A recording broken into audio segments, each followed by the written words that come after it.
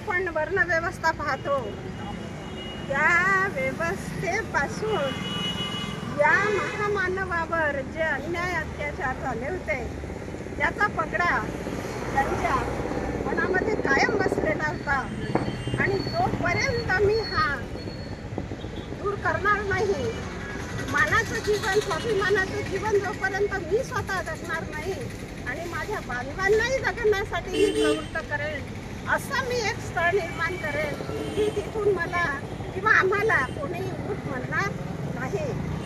पिढ्यानपिढ्यांच्या दाशासामच्या तू दिली तिलांजली, महामानवा भीमराया वाहतो तुझं श्रद्धांजली.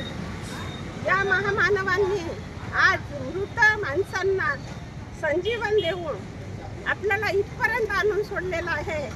त्यांनी हे सांगितलं की स्वाभिमान हा आपल्या प्रत्येक मानवामध्ये असायला पाहिजे आणि जेही कार्य आपण करतो ते आपल्याला स्वतः करायला पाहिजे, आपल्याला कोणीही करून देणार नाही.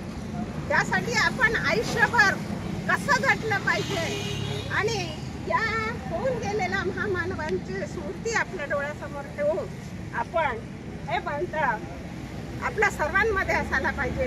त्यांनी परत सांगितलेलं आहे की लोकपला दाही दिशा, क्रांती सूर्य लोकपला, महामानवा भीमराया तू आज आपल्या कोटी कोटी लेकरांना सोडून एकटाच निघून गेलेला आहेस आणि एक मंत्र आमच्यासाठी ठेवलेला आहे, शिका,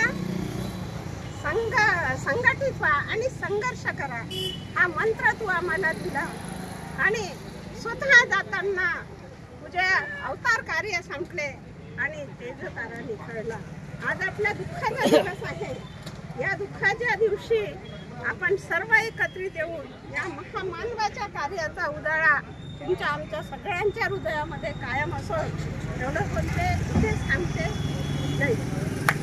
धन्यवाद. डॉक्टरांनी काव्य पंक्तीतून परमपूज्य डॉक्टर बाबासाहेब आंबेडकर यांची माहिती आपल्यासमोर मांडलेली आहे.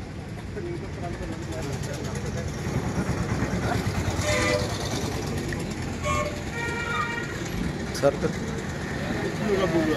हां